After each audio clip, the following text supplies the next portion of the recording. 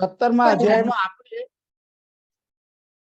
મારું એવું માનવું છે કે લગભગ 8, 9, 10 આપણે જેવા 12 ફિનિશ કર્યા હતા. 12 હે? સુધી 12 સુધી ફિનિશ કર્યા હતા. 12 સુધી. Okay, Right. તો 12મા શ્લોક સુધી આપણે પૂરું એટલે બધા પૂરા કર્યા હતા શ્લોક. તો 12 અને અપ ટુ 12 ની અંદર કોઈને કોઈ ક્વેશ્ચન છે? 12 સુધીમાં કોઈને ક્વેશ્ચન છે એમ પૂછું છું તમને. ના, ક્વેશ્ચન નથી. પણ I cannot see anybody here. હું મારું નહીં દેખાતું. I cannot see anyone. મારો વિડિયો ચાલુ છે. Yeah. So maybe I am. Okay, now I can see. અમે અહીં બીચ ઉપર આયા છે ને. Okay, very દેખાયું good. બરાબર? I can see that. I can see you guys. Right. You are in, looks like in Florida. અમે હવાઈમાં છીએ એટલે અહીંયા જો અજવાળું છે. Oh, okay. Very good. ડેલરેનમાં જ છે હવાઈ. તો up to 12 આપણે કર્યા છે, right? હા. અભિસંધાય તુ ફલમ દંભાર્થમ અપી ચૈવયત ઇજ્યતે ભરત શ્રેષ્ઠ તમ યજ્ઞમ વિદ્ધિ રાજસમ.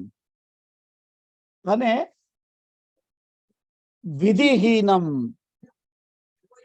અસૃષ્ટાન્નમ મંત્રહીનમ અદક્ષિણમ 13મો પણ કરે. તો પછી વિધિહીનમ જે વિધિ વગર છે, અને અસૃષ્ટાન્નમ એટલે અન્નદાન વગર છે, અને મંત્રહીનમ છે, દક્ષિણા વિહીનમ છે, અને શ્રદ્ધા વગરનો જે યજ્ઞ છે એને કહે છે કે તામસમ પરિચક્ષતે. પરિચક્ષતે એટલે કે કહેવાય છે, કહે છે. તો જે યજ્ઞ વિધિ વગરનો છે અને અન્ન દાન રહિત છે, દક્ષિણા રહિત છે, મંત્ર વગર છે, એવો જે શ્રદ્ધા વગરનો જે યજ્ઞ છે એને તામસ યજ્ઞ કહેવામાં આવે છે. તો આ તામસ યજ્ઞની ડેફિનેશન હતી. એટલે ગઈ વખતે આપણે 3 પ્રકારના યજ્ઞો, 3 પ્રકારના, સાત્વિક યજ્ઞ, રાજસ યજ્ઞ અને તામસ યજ્ઞ 3 આપણે કરેલા. 3 પ્રકારના અન્ન પણ જોઈ લીધા હતા. અને આજે 3 પ્રકારના તપ હવે આવે છે. 3 પ્રકારના તપ. તો તમે અધ્યાય 14મો શ્લોક વાંચો. હા. દેવદ્વિજ ગુરુ પ્રાજ્ઞ પૂજનમ.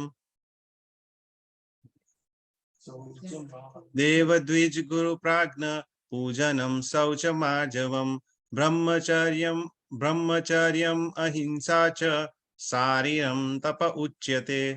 Absolutely right. સરસ.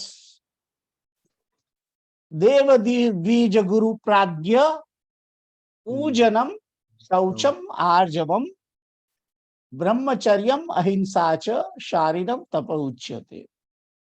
તો કે છે કે દેવ એટલે કે દેવતાઓ, દ્વિજ એટલે બ્રાહ્મણો, ગુરુ અને પ્રાજ્ઞ એટલે કે જ્ઞાનીજનો. પ્રાજ્ઞ એટલે કે જ્ઞાનીજનો, એમનું પૂજન. એટલે આટલા વ્યક્તિઓનું પૂજન એમ. અને શૌચમ એટલે કે પવિત્રતા સંબંધી. આર્જવમ સરળતા, બ્રહ્મચર્ય અને અહિંસા આ શરીરના તપ છે. અહિંસા એટલે કે કોઈ તમને હિંસા કરે તેમ છતાં તમે એને હિંસક જવાબ ના આપો અને અહિંસક જવાબ આપો શરીરથી. એને કોઈને હર્ટ ના કરો, એ શારીરિક તપ છે. બ્રહ્મચર્યનું પાલન એ શારીરિક તપ છે. પોતાનું સરળ આચરણ સર્વ પ્રત્યે એ શારીરિક તપ છે. પોતાના શરીરને પવિત્ર રાખવું એટલે રોજ નિયમિત એમ કે સ્નાન કરવું, બાથરૂમ ગયા પછી હાથ પગ ધોવા આદિ બધું જે છે એ બધું શારીરિક તપ છે. આમ તો જુઓ શૌચ ક્રિયા પછી બાથરૂમ ગયા પછી પહેલાના સમયમાં તો નાહવાની પણ આજ્ઞા હતી, એટલું બધું પવિત્રતાનું હતું. હવે તો જો કે એ બધું રહ્યું નથી, પણ કારણ કે આપણી લાઈફ જે છે બહુ ફાસ્ટ થતી જાય છે, ને ફાસ્ટ લાઈફની અંદર અમુક અમુક જે સ્ટેપ્સ છે એ આપણે હવે ચૂકી ગયા છીએ. અને એક રીતે જોવા જઈએ તો આપણું જે જીવન છે એ હવે એટલું બધું થોડુંક સ્વચ્છતાની તરફ પણ ગયેલું છે, એટલે એટલું બધું એની રાખવાની પણ એટલી બધી એ નથી હોતી. બાકી પહેલા તો મને યાદ છે કે અમારા મધર હોસ્પિટલમાં ગયા હોય કોઈને મળવા તો પણ અહીં સ્નાન કરતા મારે મધર. હા, રાઈટ. આ મેં જોયેલું છે કે દવાખાનામાં જઈને આવે એટલે પછી તરત નહીં લે એ લોકો. તો આ બધું જે છે એ શારીરિક તપ છે. સ્મશાને જઈને આવીને એવું જ ને? હા, તો પણ નાહતા હતા, બરાબર છે, આઈ એગ્રી. સ્મશાને જઈને પણ આવીને પણ નાહતા હતા. હવે તો સ્મશાન થી સીધા જોબ પર જઈએ છીએ આપણે, અને ખાલી પાણી છાંટી લઈએ છીએ, રાઈટ? રાઈટ. એ બધું એવા બધા પ્રયોગો કરીએ છીએ ને આપણે બધા.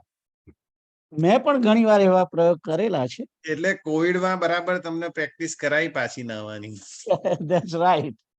કોવિડમાં પ્રેક્ટિસ કરાવેલી, બરાબર. એ શરૂઆતમાં કરી, પછી એ પતી ગયું. બંધ થઈ ગઈ, વાત બરાબર છે. તો આ બધું જે છે એ શરીરનું તપ છે. શરીરને પવિત્ર રાખવું, શરીરને સારું કસાયેલું રાખવું, એ બધું શરીરનું તપ છે. બ્રહ્મચર્ય, સવારમાં વોક કરવા જવું, એ બધું શારીરિક તપ છે. અને સેવા કરવી, દેવતાઓની, બ્રાહ્મણની, ગુરુની, જ્ઞાનીજનોની, એ શારીરિક તપ છે. તો આ બધા શારીરિક તપ છે. હવે પછીનો જે શ્લોક છે 15મો, એમાં વાણીનું તપ છે. કાયા, વાચન અને મન, 3 પ્રકારના તપ અહીંયા આગળ કહેવામાં આવ્યા છે. તો પેલું શારીરિક તપ હતું, હવેના શ્લોકમાં વાણીનું તપ છે. તો કોણ વાંચશે? કીર્તન, તમે વાંચો. अनुद्वेगकरं वाक्यं सत्यं प्रियहितं च यत् स्वाध्याय अभ्यासनं चैव वाङ्गमय जप उच्यते. બરાબર. अनुद्वेगकरं वाक्यं सत्यं प्रियहितं च यत् स्वाध्यायाभ्यसनं चैव वाङ्मयं तप उच्यते. તો કે છે કે अनुद्वेगकरं વાક્યમ એટલે કે કોઈને ઉદ્વેગ ના થાય, કોઈને દુઃખ ના થાય, મન દુઃખ ના થાય એવું તમારું વાક્ય હોય. ઘણી વખત આપણે બોલીએ છીએ, ઘણી વખત વિચારતા નથી અને કોઈને દુઃખ થાય છે એવું પણ બોલતા આવીએ છીએ. તો એ વાણીનું તપ નથી, એ વાણીની હિંસા છે. પણ જ્યારે માણસ સમજી વિચારીને બોલે છે કે જેથી કોઈને દુઃખ ના થાય, ઉદ્વેગ ના થાય, એવું સમજીને બોલેલું વચન જે છે એ વાણીનું તપ છે. સત્યમ વચન, સત્ય એટલે જેવું હોય તેવું. અને પ્રિય હિતમ ચ યત, અને પ્રિય લાગે અને હિતકર, કોઈના હિતમાં વાત કરેલી હોય, કોઈના હિતની માટે બોલવું, કોઈને પ્રિય ભાષણ કરવું, સત્ય બોલવું, આ બધું પણ વાङ्મય તપ છે.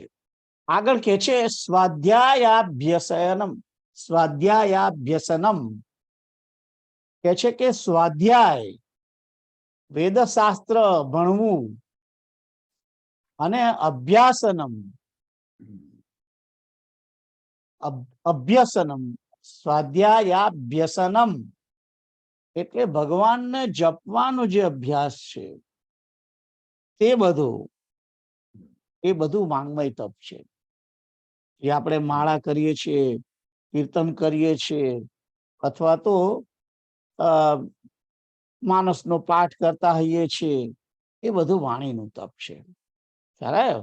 સ્વાધ્યાય કરવું, આપણે જે અત્યારે જે ચાલે છે એ સ્વાધ્યાય તપ, વાંગ્મય તપ છે. ભગવદ ગીતાનો વાંગ્મય તપ છે. તો આ રીતે આટલા બધી વસ્તુઓ જે છે એ વાણીનું તપ કહેવામાં આવે છે, વાણી સંબંધી તપ. ઉદ્વેગ ના કરવા વાળું વચન, પ્રિય અને હિતકર વચન, સત્ય વચન, સ્વાધ્યાય, ભગવદ ગીતા વાંચવી, વિષ્ણુ સહસ્ત્રનામનો પાઠ કરવો, આ બધું જે છે, રાઈટ, ભક્તિપૂર્વકનો જે અભ્યાસ છે. ઉપનિષદો વાંચવા, ઉપનિષદો બોલવા, ઉપનિષદોનો પાઠ કરવો, રુદ્રાષ્ટાધ્યાયી એનો પાઠ કરવો, આ બધું જે છે એ વાણી સંબંધિત તપ છે. તો આઈ થિંક આ તો સહેલું સમજાય એવું જ છે વસ્તુ, કે આમાં કોઈને ક્વેશ્ચન ના હોવો જોઈએ. કોઈને ક્વેશ્ચન છે? નથી, રાઈટ? સમજાય તેવું જ છે ને? હા, નથી ક્વેશ્ચન. ઓકે, આગળનો શ્લોક બોલીએ. કોણ બોલે છે? પ્રીતલ વાંચે છે. ઓકે. હા. मन प्रसादः सम्यक्त्वं मौनमात्म विनिग्रह भाव संसुधिरित्येत तपो मानसमुच्यते. Very good. મનઃ પ્રસાદ સૌમ્યત્વમ મૌનમ આત્મ વિનિગ્રહ ભાવ સંશુદ્ધિર ઇત્યૈતત તપો માનસમ ઉચ્યતે. તો મન પ્રસાદ એટલે મનને હંમેશા પ્રસન્ન રાખવું. મનની પ્રસન્નતા, જ્યારે મન પ્રસન્ન હોય છે, વ્યક્તિ પોતે ગમે તેવી પરિસ્થિતિ હોય પણ મનને પ્રસન્ન રાખવાનો પ્રયત્ન જે કરે છે એ એનું મનનું તપ છે. સૌમ્યત્વમ એટલે શાંત સ્વભાવ રાખવો. કોઈ પણ પરિસ્થિતિ હોય પણ શાંતિ, મનની શાંતિ બની રહે, એ શાંત સ્વભાવ એ મનનું તપ છે. મૌનમ, મૌનમ એટલે કે મનનું મૌન, વાણીનું મૌન નહીં. મન જે છે આપણું એ વિચાર કરે છે, અને વિચાર કરે છે એટલે કે કલ્પના અને વિકલ્પના કરે છે. એ કોઈ પણ સંકલ્પ વિકલ્પ વગરનું મન જે છે એ મૌન છે. કે મનને રોકી રાખવું, એને સંકલ્પ પણ ના કરે અને વિકલ્પ પણ ના કરે. કોઈ પણ પ્રકારનો વિચાર મુક્ત જે મન છે તે મૌનમ છે. હવે મન એવું છે કે એક જગ્યાએ સ્થિર રહેતું નથી. એટલે મન તો કુદાકૂદ કરે છે, એટલે મનની અંદર અનેક સંકલ્પ વિકલ્પો થયા કરે છે. પણ આ સંકલ્પ વિકલ્પોને અટકાવવા, એને ના થવા દેવા. પણ મનનો સ્વભાવ છે સંકલ્પ વિકલ્પ કરવાનો, એટલે કેવલ તમે પરમાત્મા સંબંધી સંકલ્પ વિકલ્પ કરો તો એને મૌન પણ એને મૌન કહેવાય છે. આ ચોપડીમાં એવું લખ્યું છે. હે, શું તમે જે મને આપી ને સંધિ છૂટી પાડેલી ગીતા, હા, એમાં તો લખ્યું છે મૌનમ એટલે ભગવત ચિંતન કરને કા સ્વભાવ. બરાબર છે. પણ એ એટલા માટે લખ્યું છે કારણ કે મન જે છે એક ક્ષણ પણ એ સ્થિર રહી શકતું નથી. તમે મનને વિચારહીન સ્થિતિમાં રાખવું એ બહુ અઘરું છે. હમ. એટલે કે જો તમે વિચારહીન સ્થિતિમાં ના રાખી શકતા હો, હમ. એટલે કે વિચારહીન કરવા માટે તમે જો ભગવાનનું ચિંતન કરતા હો હમ. તો એને યોગ્ય ગણવામાં આવ્યું છે. એટલે અહીંયા આગળ લખ્યું છે ભગવત ચિંતન કરવાનો સ્વભાવ. હમ. બાકી મૌન જે છે એ તો વાણીનું મૌન નહીં, પણ મનનું મૌન. હમ. એક એક જરા પણ વિચાર ના આવે, કોઈ વસ્તુનો વિચાર ના આવે. અને કોઈ વસ્તુનો વિચાર ના આવે એટલે મન કશાની જોડે જોડાય નહીં, હમ. એક પણ ઇન્દ્રિયની સાથે જોડાય નહીં. એટલે શું થાય ખબર છે? ઊંઘી જાય માણસ, ઊંઘમાં જતો રહે. હમ. કારણ કે મન જે છે એ જો કોઈ પણ પ્રવૃત્તિની સાથે ના જોડાય તો એ સીધું જ જઈને હૃદયની અંદર આત્મા બેસી જાય છે. એ સમાધિ અવસ્થા છે. એટલે તરત જ એ ફટાફટ મગજની બધી સ્વિચો બંધ કરી દે છે અને એ તરત જ ઊંઘી જાય છે. તમને જે ઊંઘ આવે છે રાત્રે, એ વિચાર હશે તો નહીં આવે. મનમાં જો વિચાર આવે તો ઊંઘ તમને આવે ખરી? ના. ના. મનમાં કોઈ જ વિચાર ના હોય તો તરત જ તમને ઊંઘ આવી જાય. ખ્યાલ આવ્યો? એટલે મનની જે આ વિચારહીન સ્થિતિ છે એ ધ્યાનની અથવા સમાધિની અથવા નિદ્રાની સ્થિતિ છે. અને જો સમાધિમાં પણ ઘણા ધ્યાન કરતા કરતા ઊંઘી જાય છે. Have you heard that? ઘણા ધ્યાન વખતે અડધી આંખ ખુલ્લી કેમ રાખવાની છે? નાસિકા તરફ દ્રષ્ટિ રાખવાની છે. એ એટલા માટે જ રાખવાની છે કે તમે મનને છેવટે આંખને અને નાકનું જોયા કરો. અડધી આંખ ખુલ્લી રાખો એટલે તમને ઊંઘ ના આવી જાય. ખ્યાલ આવ્યો? અને ધ્યાનની અંદર પણ તમને ભગવાનનું સ્મરણ કરવાનું કહેવામાં આવે છે. અથવા તમે પરમાત્માનું દર્શન કરો મન આંખો બંધ કરીને. તો એટલે તમારા હૃદયની અંદર પરમાત્માનું સ્મરણ કરો. એ બધું જે છે પરમાત્માની છબીનું તમે આંખ બંધ કરીને જે દર્શન કરો છો એ એટલા માટે જ કરીએ છીએ.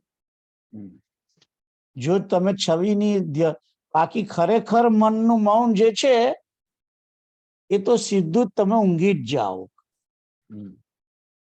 ખ્યાલ આવ્યો? એટલે માણસ ઊંઘી ના જાય અને તેમ છતાં મૌન સધાય, એ જે અવસ્થા છે એ ક્યારે આવે? જો તમે ભગવાનનું ચિંતન કરો તો.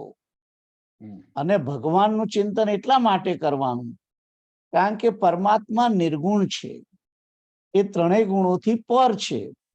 વ્યક્તિ જો ત્રણેય ગુણો વાળી વ્યક્તિ, ત્રણેય ગુણો સહિતની જે વસ્તુ અથવા વ્યક્તિ છે એનો વિચાર કરે તો એ મૌન ના કહેવાય. ખ્યાલ આવ્યો? આ મન, આપણું મન જે વિચાર કરે છે એ વિચાર શાના?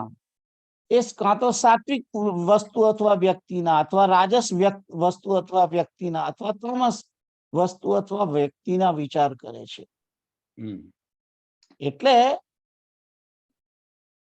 જગત સંબંધી જે મન સંકલ્પ વિકલ્પ કાયમ કર્યા કરે છે એને બંધ કરવાનું છે. તો બંધ કરી દો તો ઊંઘી જાય. એટલે પછી એવી આજ્ઞા આપવામાં આવી કે ભાઈ કઈ વાંધો નહીં, તમે નિર્ગુણનો વિચાર કરો. તો નિર્ગુણ તો પરમાત્મા પોતે એકલા જ છે. એટલે ભગવત ચિંતન કરવાનો સ્વભાવ એ અર્થ એનો એટલે કર્યો છે. ખ્યાલ આવ્યો? આઈ હોપ કે તમે હવે સમજી શક્યા હશો. કોઈને ક્વેશ્ચન છે? ના, ક્વેશ્ચન નથી. ઓકે. પછી કહ્યું છે આત્મ વિનિગ્રહ. આત્મ વિનિગ્રહ એટલે મનનો નિગ્રહ. નિગ્રહ એટલે શું? પહેલું તો નિગ્રહ તમને પહેલા ઘણી વખત સમજાયેલું જ છે આમ તો પહેલા, પણ હું ફરી તમને કહું નિગ્રહ કોને કહેવાય. જે ડેમની પ્રક્રિયા છે, નદી ઉપર બંધ બાંધવામાં આવે છે, બાંધ બાંધે છે ને, હમ અને પછી નદીને ઉપર આખી વચ્ચોવચ્ચ વોલ કરી દે અને પાણી રોકી લે પાછળની સાઈડે, અને પછી એ પાછળ રોકાયેલું પાણી એને જે દિશામાં વાળવું હોય તે જ દિશામાં જાય, એને નિગ્રહ કે છે. એને નિગ્રહ કે છે. તો નિગ્રહ એટલે કે તમે ઇન્દ્રિયો જે છે એ બેફામ ફરતી ના હોય. હમ મન જે છે એ આપણે જેની જે તરફ લઈ જવું હોય એમાં જ એ રચ્યું પચ્યું રહે, એને આત્મ વિનિગ્રહ શબ્દ વાપરવામાં આવે છે. એટલે કે જો આપણે ખાવા બેઠા હોઈએ તો કેવલ ખાવાના જ વસ્તુમાં ધ્યાન, ખાવામાં જ ધ્યાન. એ વખતે એને એ કશું સાંભળે નહીં, એ કશું જુએ નહીં, એનું ધ્યાન ખાવામાં જ હોય. વાંચતી વખતે કેવલ વાંચતો જ હોય, એના મન બીજું કોઈ વિચાર ના કરતો હોય. એટલે તમે જે ક્રિયા કરો છો એક જ ક્રિયા કરવી, એને આત્મ વિનિગ્રહ કહેવામાં આવે છે. કારણ કે મન જે છે એને 5 દરવાજા છે. 5 દરવાજા છે: શબ્દ, સ્પર્શ, રૂપ, રસ અને ગંધ. 5 ઇન્દ્રિયોના જે 5 દરવાજા છે એ મન 5 જગ્યાએ જો ફેલાઈ જાય તો મનની જે સ્ટ્રેન્થ છે એ 5 બાજુ વહેંચાઈ જાય છે.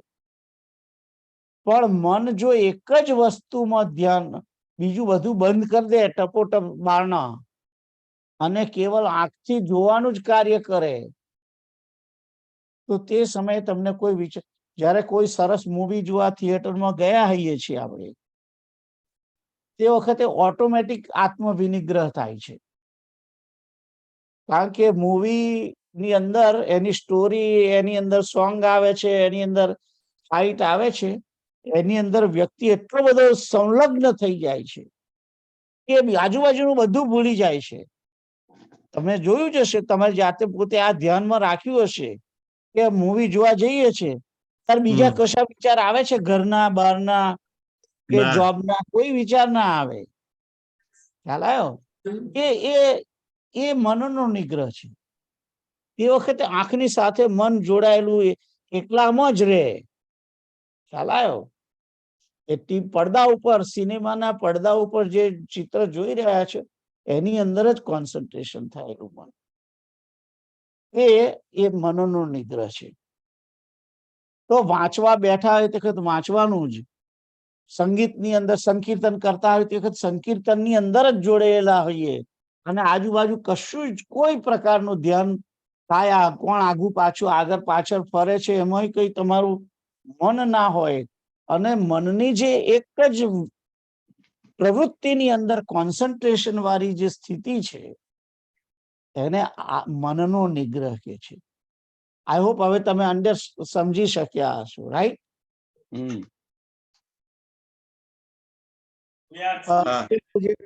આ ભગવાન સ્વામિનારાયણ નો જે વચનામૃત છે એની અંદર મનના નિગ્રહનું એક વચનામૃત છે. અને એમાં એવું કહેલું છે કે આપણે, તમે જો ખેતરમાં ગયા તો જેને ખેતરમાં ગયા હોય એને તો ખબર હશે જ કે પહેલા શું કરતા હતા, કે પહેલા કુવામાંથી પાણી કાઢવા માટે કોષ આવતું હતું.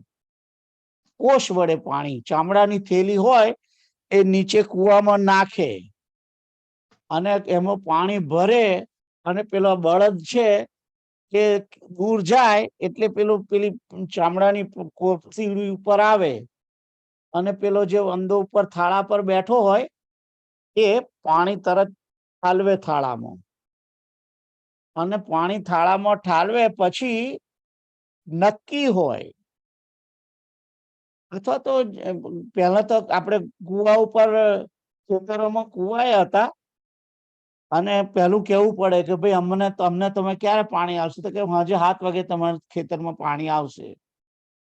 એટલે ખેડૂત જે છે એ પહેલા જઈને પાળા કરી આવે, અને પાળા બાંધેલા હોય, અને એને એને એને પાળાને પછી એની જે નક્કી કરેલી જગ્યા હોય એટલામાં જ પાણી જવા માટે પાળો તોડે, અને ત્યાંથી પાણી એમાં જાય, અને એ પાણી ભરાઈ જાય એટલું પછી એ પાળો બંધ કરીને આગળ બીજામાં ખોલે અને એમાં જાય. એ બધું તમે જોયું છે? હા, તો કેતુલે જોયું હોય, પણ તારા ડેડીએ જોયું છે એ બધું. હા, ખબર છે એમને કદાચ. પણ પાણી મને- વારવા જાય એવું કે, પાણી વારવા ગયા છે એમ કે. હા, એ ફ્રેઝ સાંભળેલો છે. કીર્ણ અંકલ તમે જોયું છે? હા, જોયું છે ને, પાવડા માર્યા છે. આવડે માર્યા છે. એ પાળા કરે, અને પાણી જેના ખેતરમાં જવાનું હોય એના જ ખેતરમાં જાય, બીજા જાય નહીં. એ રીતે માટી કઈ બાંધી દે, અને પર્ટિક્યુલર જ જગ્યાએ પાણી જાય એવું કરે. ઢાળિયા બધે હોય જ, ઢાળિયા કરેલા હોય, અને તમારા ખેતરના ઢાળિયામાં પાણી આવે પછી પાછા તમારા પાળા કરેલા હોય જે એની અંદર જ પાણી જાય. એટલે એ પાણી વાળે, પછી એમાં એ અમુક પાળામાં વાળે, પછી બાજુના એ ભરાઈ જાય એટલે બીજામાં ત્રીજામાં, એમ એવી રીતે આખું ખેતર પાણી પાતા હતા. એટલે પાણી જે જગ્યાએ મોકલવાનું છે ત્યાં જ જાય, બીજે જાય નહીં.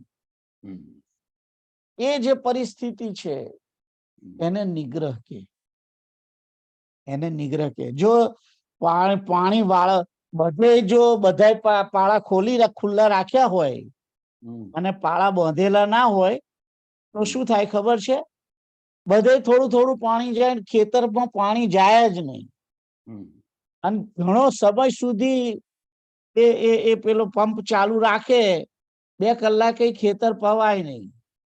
અને પેલામાં તો 2 કલાકમાં ખેતર પવાઈ જાય, અને તરત એને પછી કહેવાય જાય કે બંધ કરી દો.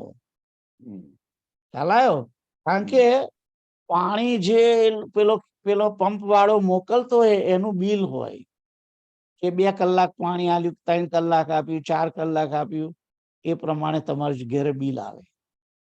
તો એ જે પાણી પાવાની જે રીત છે, બધા પાળા ખુલ્લા હોય તો 12 કલાકે ખેતર પવાય નહીં, કારણ કે બધે થોડું થોડું જાય.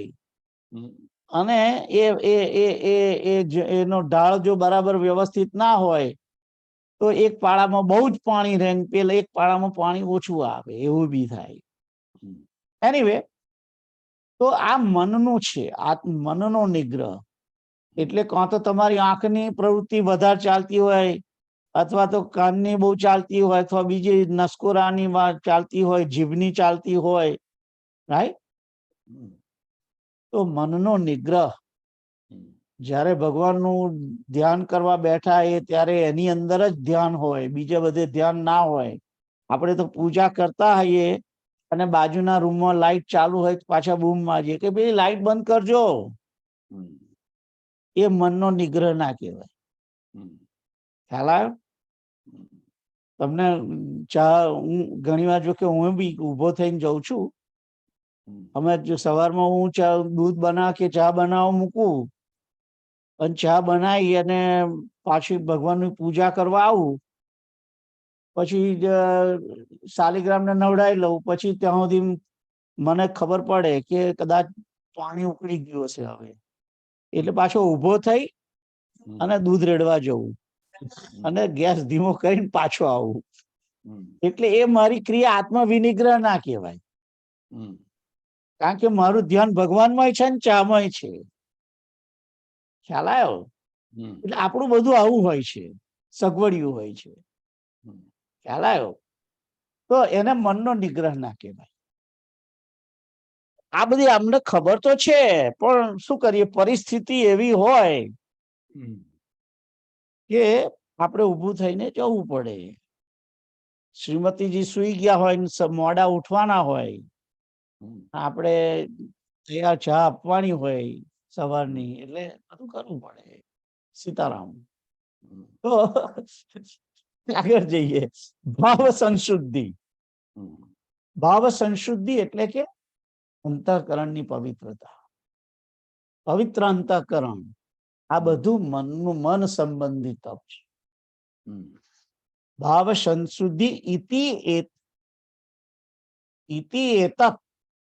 આ પ્રમાણે હમ. આ માનસમ તપ ઉચ્યતે, આને માનસ તપ કહેવાય છે. તો આ માનસ તપ છે કે મનને પ્રસન્ન રાખવું, ગમે તેવી પરિસ્થિતિમાં મોઢું ના ચડાવીએ, અને જે જગ્યાએ ગયા હોઈએ એમ જ એની અંદર જ રચ્યા પચ્યા રહીએ. ઘણીવાર આપણે જોબ પર ગયા હોઈએ, પણ જોબ પર ગયા હોય પણ જોબના કામમાં મન ના હોય, મન ઘેર હોય, તો મન બીજી કોઈ જગ્યાએ મીટિંગ ચાલતી હોય, અને તે વખતે મીટિંગની અંદર તો બેઠા હોઈએ રૂમમાં, મીટિંગ રૂમમાં, પણ ધ્યાન બીજે ચાલતું હોય. એ જે છે એ મનનું નિગ્રહ નથી, એ મનનું તપ નથી. આપણે જો આ અત્યારે જે ચાલે છે ભગવદ્ ગીતાનો જે સત્સંગ, એ સમય તમે એની અંદર જોડાયેલા બરાબર હો, કલાક દોઢ કલાક જે આપણે કહીએ છીએ એની અંદર, તો એ મનનું તપ કહેવાય એક રીતે. કારણ કે એ સમયે તમે બીજી સંસારની બધી વસ્તુઓ ભૂલી અને કેવલ એમાં એમાં કોન્સન્ટ્રેટ કરો છો. અને બીજું કઈક, એટલે આ બારણું બંધ કરીને બેઠા હોઈએ આપણે, બરાબર, એટલે કોઈ અવાજ ના આવે, કોઈ બોલાવે નહીં, કોઈ. તો આ રીતે એ મન સંબંધિત એટલે મનની પેલા પ્રસન્નતા. હે નિગ્રહ શબ્દનો પ્રોપર એક વખત મીનિંગ કહો ને ફરી. નિગ્રહ નિગ્રહ એટલે કે મનને કંટ્રોલમાં રાખવું, અને આપણે એને જે બાજુ લઈ જવું હોય એ બાજુ જ લઈ જવાનું, બીજે નહીં લઈ જવાનું. માનો કે તમે અત્યારે ભજન કરવા બેઠા હો, તે વખતે મન તમારું એની અંદર જ કોન્સન્ટ્રેટેડ રહે, અને એ સિવાય બહાર જાય ને બીજા વિચારો કરે નહીં, અને કરે તો એને તરત ત્યાં રોકી સાવધાની પૂર્વક અને પાછું ફરી કોન્સન્ટ્રેટ કરવાનો જે પ્રક્રિયા છે. અને એવી રીતે ધીમે ધીમે ધીમે ધીમે કરીને કોન્સન્ટ્રેશન જે રાખવું, એને નિગ્રહ કહે. ખ્યાલ આવ્યો? તો નિગ્રહ એટલે કે આપણે જે તરફ એને વાળવું છે એ તરફ વાળવાનું. એટલે તો મેં પેલું પાણી વાળવાનો ઉદાહરણ આપ્યું. ખ્યાલ આવ્યો? અથવા તો તમે જ્યારે આપણે ટીવી, મેં કહ્યું કે થિયેટરમાં મૂવી જોવા જઈએ છીએ, ત્યારે નિગ્રહ થઈ જાય છે ને, એને નિગ્રહ કહેવાય. રાત્રે સુઈ જઈએ છે ને ઊંઘમાં આવીએ, ઊંઘ વખતે આજુબાજુના કોઈ અવાજો સંભળાય છે તમને? નથી સંભળાતા. કોઈ બાથરૂમમાં જવા ગયું હોય, ઊભા થઈને ગયું હોય, તો પણ તમારું જે ઊંઘ બગડી ના હોય, તો એ નિગ્રહ પૂર્વકની ઊંઘ કહેવાય. ખ્યાલ આવ્યો? એટલે કે જે મને જે બુદ્ધિનો ઉપયોગ કરી નિર્ણયાત્મક શક્તિ વડે મનને કંટ્રોલમાં રાખવું, એને નિગ્રહ કહેવાય. મને ખબર પડી જવી જોઈએ કે મારું મન અત્યારે બહાર ગયું. હું સંકીર્તન કરતો હોઉં, અને જો મારું મન બહાર જાય તો મને ખબર પડી જાય કે મારું મન બહાર ગયું. તમે જોજો, હું કોઈ વખતે ઘણી રામચરિત માનસ નો પાઠ ચાલતો હોય છે, ત્યાં ઘણી વખત કિરીટ અંકલ ને પૂછવું કે આપણે ક્યાં હતા. વાંચતા હતા, બધું જ ચાલુ વાંચીએ છીએ, પણ તે સમયે જો કોઈ વિચાર આવી ગયો તો પછી જે કઈ લીટી ચાલે છે એ બી ભૂલી જઈએ, અને પછી પૂછવું પડે આપણે ક્યાં હતા. હું એમને પૂછું કે કયા દોહામાં, તો એ પછી કે ચોથી લીટી આગળ હતા. એટલે એનો અર્થ કે એ સમયે મારું ધ્યાન ત્યાં નહોતું. ખ્યાલ આવ્યો? પણ જો તમે કન્ટિન્યુઅસ તમારું જો ધ્યાન હોય એમાં બરાબર, તો તમે જરા પણ ભૂલ કર્યા વગર સાવધાની પૂર્વક કોઈ પણ પાઠ કે સંકીર્તન કે જે કંઈ કરતા હોઈએ આપણે, એ પછી અત્યારે આ ભગવદ્ ગીતાનો જે સત્સંગ ચાલતો હોય તેમાં બહાર તમારી બીજી કઈ કોઈ પ્રવૃત્તિમાં તમારું મન જાય નહીં. ખ્યાલ આવ્યો? એટલે જે તમે સબ્જેક્ટ લઈને જે કર્મ કરવા બેઠા છો એ જ કર્મ કરો, અને એના સિવાય તમારું ધ્યાન બીજે ના જાય, એનું નામ મનનો નિગ્રહ. ખ્યાલ આવ્યો કે નહીં? ખબર પડી? ના, ખ્યાલ આવ્યો. અને મનના આત્મવિનિગ્રહ ને શું એટલે કે છે કે યોગ કર્મશુ કૌશલમ. યોગ કર્મશુ કૌશલમ એટલે કે કુશળતા પૂર્વક કામ કરવું, એનું નામ યોગ છે. એ કુશળતા પૂર્વક કેમ? એટલે કે જે કઈ કરીએ છે એના બરાબર ચીવટ પૂર્વક, જે રીતે એનો વઘાર કરવાનો એ વખત એ જ વગર, એને જે જ્યારે એને રઈ નાખવાની હોય ત્યારે રઈ નાખે, જ્યારે જીરું નાખવાનું હોય ત્યારે જીરું નાખે, કયા સમયે આદુ નાખવાનું હોય, કયા સમયે મરચું નાખવાનું, એનું બરાબર ધ્યાન રાખીને ચીવટ પૂર્વક જે કઈ ખાવાનું બનાવતા હોઈએ, એ બધી ક્રિયાઓ જે છે એ પર્ટિક્યુલર ટાઈમે પર્ટિક્યુલર વસ્તુ જ કરવાની. એ ધ્યાનપૂર્વક એ સમયે બીજા કશામાં મન જાય નહીં, અને તમે જે પ્રવૃત્તિ કરતા હોય ને એમાં રચ્યા પચ્યા રહેવું, એનું નામ કુશળતા પૂર્વક કર્મ કરવું, અથવા તો મનનો નિગ્રહ કરીને કર્મ કરવું.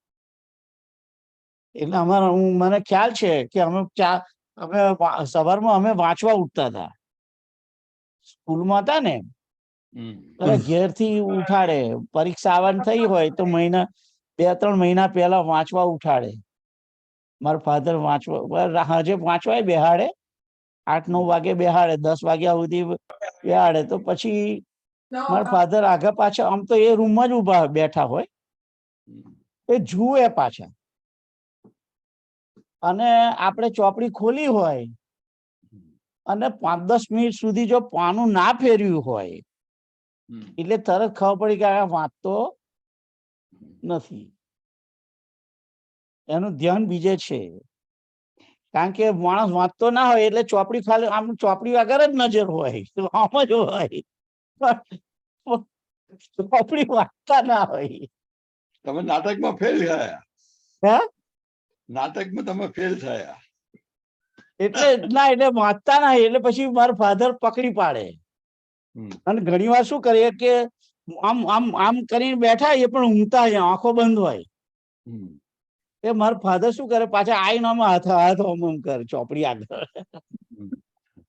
એટલે એમનો હાથ આવે, જો આપણે એમનો હાથ આગો પાછો આગો ના કરીએ, એનો અર્થ કે આપણે ઊંઘીએ છીએ, એટલે તરત એ ખાલે પછી બોચીમાં.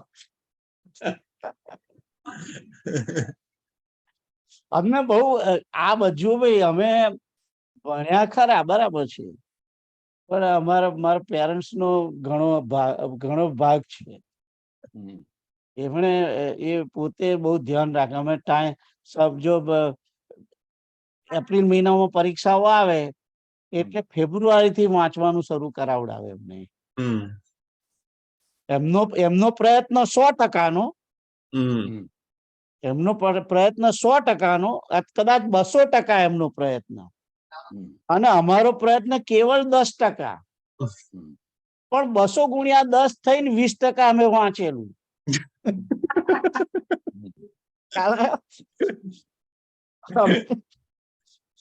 એટલે એ તો 200-300 ગણું વંચાવે. અમને 4 વાગે ઉઠાડે, ચા બનાવડાવે, ચા પીએ, આડો ખાઈને પાછા ઊંઘતા હોઈએ. અમે એવું જ કરતા હતા. હે? ચવાણું ચા પીને ઊંઘી જવાનું. એટલે આ બધું ઘણું કરે, આવા બધા ધતિંગો બહુ કરેલા છે. અને રાત્રે 2 વાગે ઉઠાડે વાંચવા ઉઠવાનું, એટલે 2 વાગે ઉઠાડે તો પછી 2 વાગે ઉઠીને વાંચવાનું, એટલે તમે વિચાર કરો કે વંચાય કેમ ઉંમર. પણ તેમ છતાં એ ઉઠાડીને પછી ચાબા બનાવીને પછી એ પાછા હુઈ ગયા હોય, પણ પાછા 3-4 વાગે 3:30 ઊભા થઈને જોવા આવે કે આ લોકો શું કરે છે, 4 જણા ભેગા થઈને. એટલે બધું ધ્યાન એમણે ઘણું રાખેલું, એટલે અમે આ ભણી શક્યા, બાકી અમે ભણી ના શક્યા હોત. ગોસાઈ ફરિયાનું એન્વાયરમેન્ટ જ એવું હતું, ભણાય એવું નહોતું. એ તમારા ફાધર ને ખબર છે કે ગોસાઈ ફરિયાનું એન્વાયરમેન્ટ કેવું છે, એમને ખબર છે. એનીવે, તો આ તમને 16મો અધ્યાય ખબર પડી? તારે 16મો હા. શ્લોક ખબર પડી? હા ખબર પડી. ઓલરાઈટ, આગળ જઈએ. હા હું બોલું. બોલો, વાંચો. 17મો શ્લોક વાંચો. હા. શ્રદ્ધયા પરયા તપ્તમ તપસ્તત ત્રિવિધમ નરેઃ અફલાકાંક્ષી વિયુક્તે સાત્વિકમ પરિચક્ષતે. તો આગળ જે 3 શ્લોક હતા, હમ 14, 15 અને 16, એમાં તપને 3 પ્રકારના તપ છે એ વાત કરી હતી. મનનું તપ, વાણીનું તપ અને શારીરિક તપ, એની વાત કરી. હવે જે આવે છે એ 3 પ્રકારના તપ ખરા, પણ 3 પ્રકારના સાત્વિક તપ, રાજસ તપ અને તામસ તપ, એની વાત હવે જે આ 3 જે શ્લોકો છે એની અંદર એની. તો અહીંયા આગળ આ શ્લોકની અંદર સાત્વિક તપની વાત કરેલી છે. શ્રદ્ધયા પરયા તપ્તમ તપઃ તત ત્રિવિધમ નરૈઃ અફલાકાંક્ષિભિઃ યુક્તૈઃ સાત્વિકમ પરિચક્ષતે. અફલાકાંક્ષિભિઃ, ફલાકાંક્ષિભિઃ નથી કહ્યું અહીં, અફલાકાંક્ષિભિઃ એટલે ફળ નહીં ચાહવાની ઈચ્છા વાળા.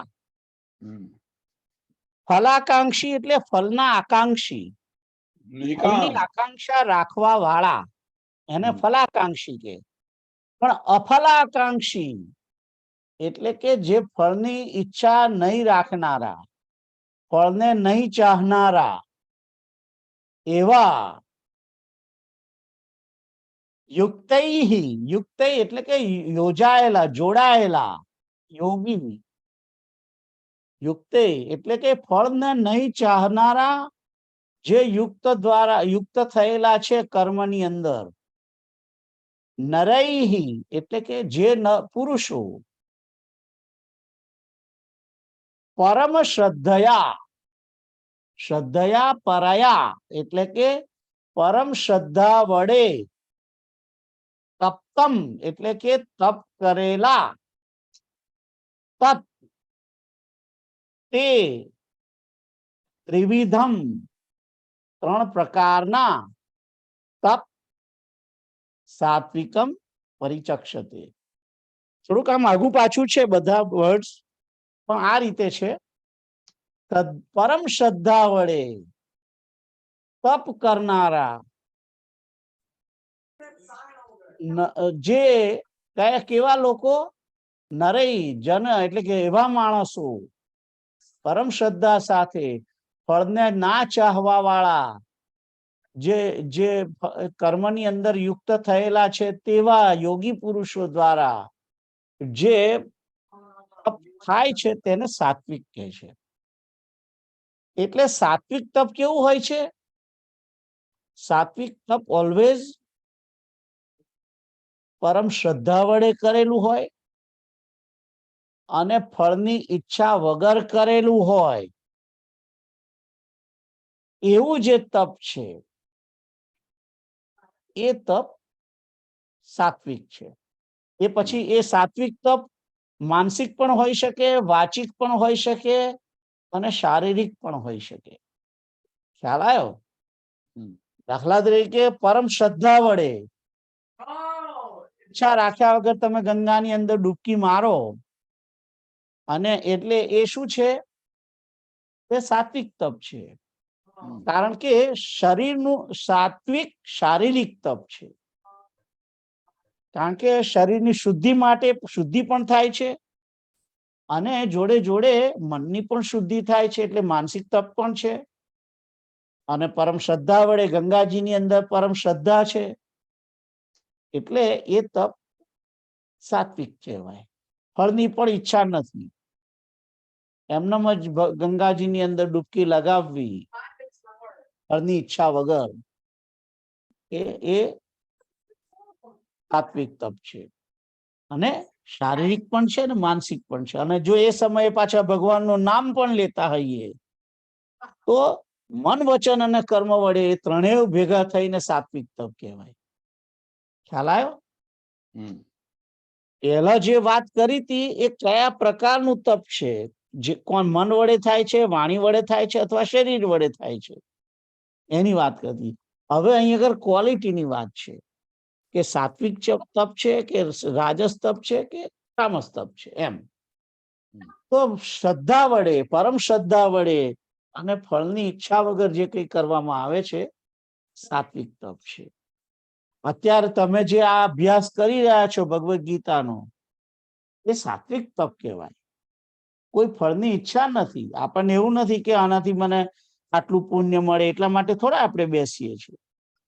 આપણે સમજવા માટે કે ભાઈ અમારો એક પ્રકારનો શું કહેવાય, અમારો ધર્મ છે, ફરજ છે કે સદગ્રંથને વાંચવા જોઈએ અને સમજવા જોઈએ આપણા ધર્મ ગ્રંથને. એવી રીતે જે આ તપ તપી રહ્યા છીએ આપણે, એ તપ સાત્વિક તપ કહેવાય. અને શ્રદ્ધા પણ છે જોડે જોડે. તો અત્યારે જે ચાલી રહ્યું છે એ સાત્વિક તપ કહેવાય અને વાણીનું પણ કહેવાય. ખ્યાલ આવ્યો? તો આગળ જઈએ. આઈ થિંક આ શ્લોક ખબર પડી બધાને? હા. ઓકે. એના પછી શ્લોક હું વાંચું છું. સત્કારમાન પૂજાર્થમ તપોદંભેન ચૈવ યત ક્રિયતે તદિહ પ્રોક્તમ રાજસં ચલમધ્રુવમ. તો કે છે કે સત્કાર, માન, પૂજાર્થમ તપ દંભેન ચ એવ યત ક્રિયતે તત ઇહમ પ્રોક્તમ રાજસમ ચલમ અધ્રુવમ. તો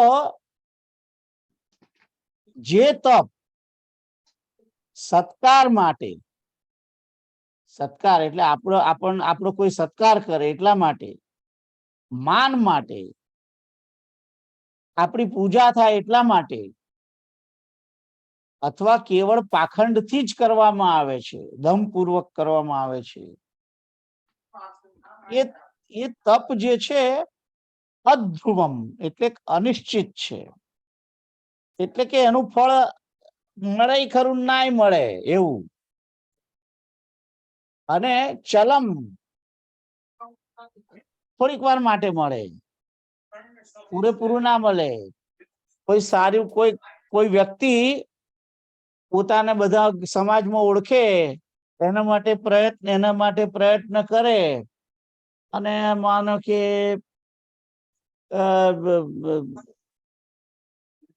એક્સપો હોલ ની અંદર ચાલો ગુજરાતનો પ્રોગ્રામ કરે, પોતે મેનેજ કરે અને પછી ભાષણ આપે. એનાથી શું થાય? એની વાહવા થાય ને, કારણ કે એને આખો પ્રોગ્રામ સ્પોન્સર કર્યો છે, આખો પ્રોગ્રામ એને મેનેજ કર્યો છે. તો એ સત્કાર, માન, પૂજા અર્થે ચાલાયો એવું એને તપ કર્યું. ઘણા ટાઈમથી પોતે આ બધું પ્રયત્ન કરે છે. સત્કાર માન પૂજાર્થમ તપો દંભેન ચૈવ યત. દંભપૂર્વક ભાષણ કરે ત્યાર તો પાછળ જાણે મોટો નેતા હોય એવું બોલે, રાઈટ? તો આ બધી આવી બધી જે પ્રવૃત્તિઓ છે, જે સમાજના માટે કરવામાં આવે છે, પણ જોડે જોડે એની પાછળ એને પોતાનું સત્કાર થાય, પોતાનું માન વધે, પોતાની પૂજા થાય, વાહવા થાય, એવી રીતે અને દંભપૂર્વક કરવામાં આવે એવું જે તપ તપે છે, એવું જે ક્રિયાઓ કરે છે અને પોતે વાણીનું, શરીરનું, મનનું બધું બરાબર ધ્યાન રાખીને કરવું પડે, રાઈટ, અને મહેનત કરવાની, એ બધું એને પણ તપ કે છે. અને એ ક્ષણિક ફળ વાળું, થોડોક જ્યાં સુધી લોકો ત્યાં હોય ત્યાં વાહ વાહ કરે, તાલીઓ પાડે, બરાબર છે, તો એ ફળ થોડુંક જ મળે, પછી એ પતી જાય, પછી કોઈ એને પૂછે નહીં, એટલે એ ક્ષણિક છે. તો અહીં કહ્યું છે સત્કાર ચલમ, ચલમ અધ્રુવમ, એનું ફળ કેવું હોય છે? ચલમ, થોડાક માટે, પછી જતું રહે. અધ્રુવમ એટલે સ્થિર નહીં, કાયમ માટે એને પછી માન ના મળે, એટલો ટાઈમ જ મળે એવું. તો એવું જે તપ છે એને રાજસ તપ કહેવામાં આવે છે. આઈ હોપ તમને ખબર પડી હશે આ શ્લોક. જો એને ખ્યાલ ના આવ્યો હોય તો મને કહો, પણ સમજાય એવું જ છે આ શ્લોક. તો આગળનો શ્લોક કેતુલ તમે વાંચો. હા. મૂઢગ્રાહેણ આત્માનો યત્પીડયા ક્રિયતે તપઃ પરસ્યોત્સાદનાર્થમ વા તત્તામ સમુદાહૃતમ. મૂઢ ગ્રાહેણ એટલે કે મૂઢતા પૂર્વક, હઠ પૂર્વક, જડતા રાખીને, હઠ પૂર્વક, આત્મન એટલે કે આત્મનો યત પીડયા, એટલે કે મન, વાણી અને શરીરને પીડા થાય એટલું બધું, એવું તપ કરે, રાઈટ, પીડા સહિતનું તપ. જેવી રીતે રાવણ કે ભાઈ પોતાનું માથું કાપીને શ્રી ભગવાન શંકરને ચઢાવે છે, એ તપ છે એનું, બરાબર છે, પણ શરીરને પીડા થાય છે. ખ્યાલ આવ્યો? ઘણા લીમડાની ધૂણી લે અને તપ કરે, ઊંધા લટકીને તપ કરે, આ બધું જે છે એ પીડા, શરીરને પીડા થાય, મનને પીડા થાય, રાઈટ, વાણીને પણ પીડા થાય. ઉત્સાદના એટલે કે બીજાનું અનિષ્ટ થાય એટલા માટે કરવામાં આવે. પોતે તપ કરે પણ પછી માગે એવું કે ફલાણાનું અકાજ થાય, કોઈનું કલ્યાણ ના થાય, એવી માગણી કરનારા જે છે એ ઉત્સાદનાર્થમ. આજની જ કથામાં, આજની હતી કે ગઈકાલની કથામાં હતું કે ઘણા આ કથા જે છે એ નિષ્ફળ જાય એના માટે ઘણાએ વ્રત કરેલું. એની વાત આજની કે કાલની કથામાં હતું, રાઈટ કિરણ? ગઈકાલે. હા, કે એવું કે બીજાનું અહિત થાય એટલા માટે કરે, પોતાનું હિત થાય એના માટે, પોતાના માટે નહીં, બીજાનું અહિત થાય એટલા માટે. જેવી રીતે ચાના કપમાં માખી પડે છે, એ માખી પોતે મરી જાય છે પણ ચા બગાડી નાખે છે, એ તપ કહેવાય, પણ તામસ તપ કહેવાય એને. બીજાનું અનિષ્ટ કરે, ચા બગાડે, એટલે કોકનું ખરાબ થવા માટે ઘણા નિંદા કરવામાં બસ ભૂલી જાય એવું. ખ્યાલ આવ્યો? બસ સ્ટેન્ડે બસ આવેલી છે નાપાડની, તો ઊભી જ છે અને જવાનું જ છે, એને ખબર છે 5 વાગ્યાની બસ છે, પણ કોકની જોડે કોકની વાતે ચડી ગયા એ સંસારની, અને નિંદારસ એટલો બધો આવી ગયો તે બસ ભૂલી ગયા, અને પછી 8 વાગ્યાની હાજે મોડી બસ 2 કલાક પછીની મળી. એ તપ કહેવાય. એ તપ પણ તામસ તપ કહેવાય, કે પોતે કોકનું અહિત કરવા માટે, પોતાનું અહિત થાય એનો વાંધો નહીં, પણ કોકનું ખરાબ થાય, એટલે એવું બધું જે છે, આવા જે તપ છે એને તામસ તપ કહેવામાં આવે છે. પણ એ તો તો કેવી રીતના થઈ શકે? આ તામસ તપ છે. ખ્યાલ આવ્યો? તો મન વાણી ને શરીરની પીડા સાથે પોતાને પીડા થાય તો બી એવું તપ કરે. અને કરવાનું મેન કારણ શું કે બીજું કોકનું મરણ થાય. એવી રીતે ભાગવતની અંદર છે કે ઇન્દ્રને મારવા માટેનું તપ કર્યું કે ઇન્દ્ર મરી જાય એટલા માટે. ખ્યાલ આવ્યો? તો આ તપ આવું કર્યું અને એ તપ કરવા તપથી એમણે શું મેળવ્યું? વૃત્રાસુરને મેળવ્યું. વૃત્રાસુર ને પ્રગટ કર્યો. પણ એ તપ તો પછી ખોટું પડ્યું એમનું. તામસ તપ હતું અને એમાં વાણીનો પણ ઉચ્ચારણ પણ બરાબર નતું અને એટલે એનું તપ એ ખોટું પડ્યું. વિધિહીન હતું અને બધું એવું બધું હતું. એટલે એને જે તપનો જે બીજાનું અનિષ્ટ કરવા માટે કરેલું પણ ભૂલમાં એટલું બધું વધારે પડતું અનિષ્ટ તામસ હતું કે ટોટલી ફેલ પડી થયું અને એનો જ ઉડતો સંહાર થયો. એવું છે. તો એનીવે, તો આ તામસ તપ છે. અને તામસ તપ એનાથી કોઈને લાભ થતો નથી. તપ કરનારને પણ લાભ થતો નથી અને બીજાને પણ લાભ થતો નથી. તો બીજાનું અનિષ્ટ કરવા માટે જે તપ તપવામાં આવે છે એને તામસ તપ કહે છે. હવે પછી આગળ જવું છે મારે, પણ સમય થઈ ગયો છે એટલે આગળ નથી જતો. હવે દાનની વાત આવે છે 20મા શ્લોકથી. એટલે 3-4 પ્રકારના જે દાન છે એ દાન કયા કયા છે એ શ્લોક આપણે આવતી વખતે કરીશું. તો અહીંયા આગળ આ જે ભગવદ્ ગીતાનો જે સત્સંગ છે એને સ્ટોપ કરીએ છીએ અને અંતિમ પ્રાર્થના કરતા પહેલા સંકીર્તન થોડું કરીએ. શ્રી કૃષ્ણ ગોવિંદ હરે મુરારે નારાયણ વાસુદેવ. શ્રી કૃષ્ણ ગોવિંદ હરે મુરારે હે નાથ નારાયણ વાસુદેવ.